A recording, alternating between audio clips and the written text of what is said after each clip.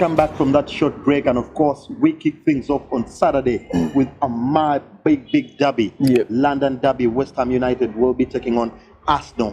10th against 5th. Big game in this one. It's a big game, Tony, and if you're a fan out there, it's a game that you think both sides are matched up. But when you look at the statistic, West Ham has one win out of 21 games. That's a poor start. But this game, maybe with Pellegrini having the job in West Ham, maybe West Ham this time has something over Arsenal.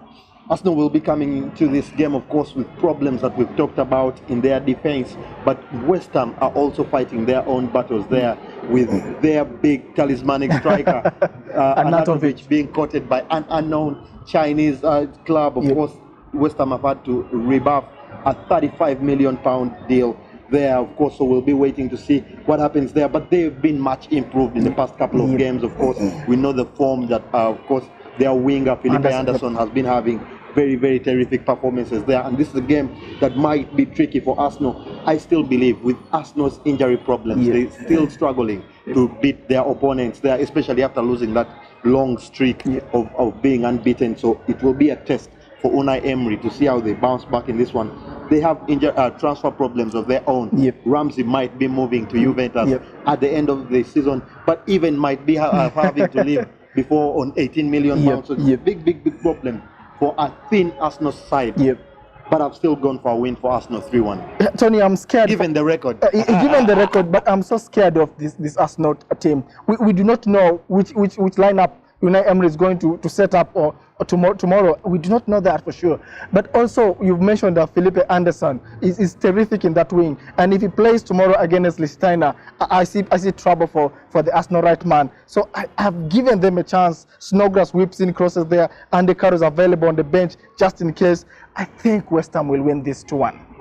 Very big prediction from Tim there in that particular game. And of course, Saturday will continue with a big fixture at the Amex Stadium. Brighton and Hove Albion will be taking on the table toppers Liverpool.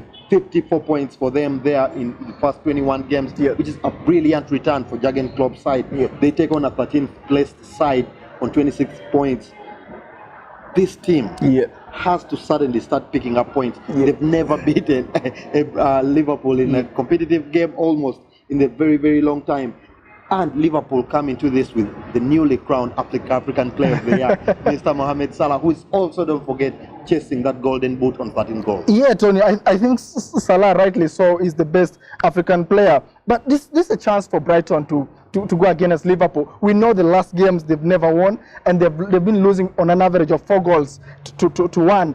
But I think Brighton, having the clue that Liverpool only has one fit centre back, that is Van Dijk. Lovren, of course, has joined Gomez and Matic in the injury list. The likes of Murray can start saying this could be our chance, Tony. That means Fabinho is going to be pushed maybe to partner Van Dijk. That is a chance that Brighton has, but I still don't think they have enough to beat this Liverpool team now. And of course, don't forget, Liverpool lost their unbeaten record to Manchester City a week ago, and now also lost on Monday night out of the Wolves, and now out of the FA. So Klopp and his side must be looking to bounce back from that 2 games lost in a row. It's not something that they're used to at Anfield. So their fans might be behind the team in this one.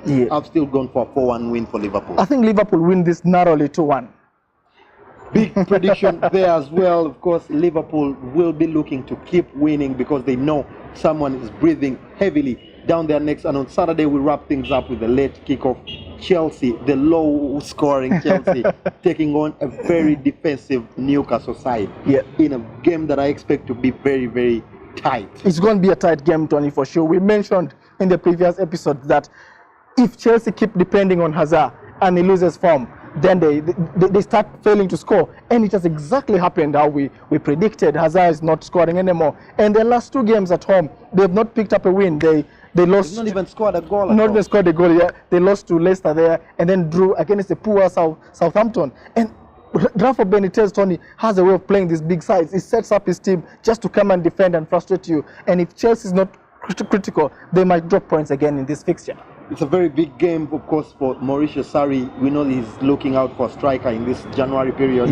We've had reports of Higuain's agent being in London. to try and wrap up a deal there as soon as possible. They've scored so few goals for a team of their stature, and we know that for these London sides, Chelsea and Arsenal, Manchester United is breathing heavily down their necks, so they can't afford to slip up anymore. They definitely must pick up points in this one. I've gone for 2-1 for Chelsea. They must pick up points, and I think they'll get a goal, and that might a bit frustrate Newcastle. Then Chelsea will be able to wrap up. I've gone for 2-0, but it will be a tight game. Big game, of course, that one on Saturday afternoon, and of course we wrap things up on Monday night with big action coming at the Etihad Stadium. Manchester City will be taking on the team that dropped their first 2 points of the season, Wolverhampton Wanderers. Remember, they drew 1-1 at the Molineux earlier in the season, and they dumped Liverpool out of the FA Cup with a 2-1 win. This is another affair that I expect to be very interesting. Yeah, it's going to be an interesting affair, given that Wolves, Tonny, likes playing the big six. They've beaten Tottenham at the Wembley. They've beaten Chelsea at their home. They drew with Man United at Old Trafford. So they don't drew with City. With City. And recently beat Liverpool. That's a huge result for them. I think they will come up. They will again monitor the game just like Tottenham. I think they are probably the best promoted side. They're the best, and I think I want to call them the kingmakers. The result they're getting out of the big six might define which guys will be in the top of the table this Wolves side. Very, very interesting there. Of course, this game, remember, Manchester City coming to it on the back of a 9-0 thrashing of Brighton Albion in the FA Cup, so it will be very interesting. Manchester City look like they finally have their squad all back together. They don't have any injury worries, very serious injury worries in the past couple of games, apart from Mendy, who has been a long time absentee there. So it will be a very big test for Wolves and their credentials. We know that Wolves are in 9th place, which is a respectable return for Mr.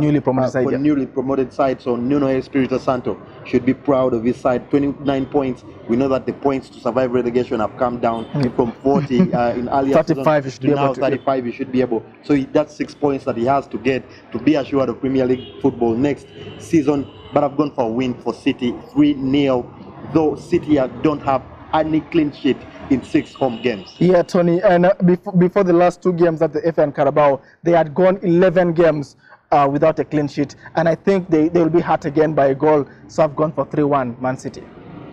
Big weekend in the Premier League, of course. Big games. Don't miss any of those. We'll be bringing you the rest of the predictions on our page for the rest of the games. Don't miss that. Big game to look out for that. And of course, the rest of the leagues return. The La Liga will be returning this weekend after a round of the Copa del Rey in the midweek, and of course the League One as well will be returning after that break.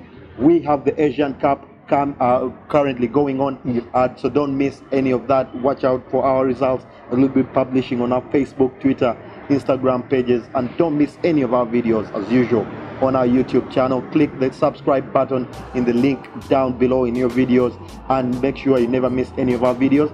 For now, we have nothing left to say. Thank you for joining us, and goodbye for now. Goodbye.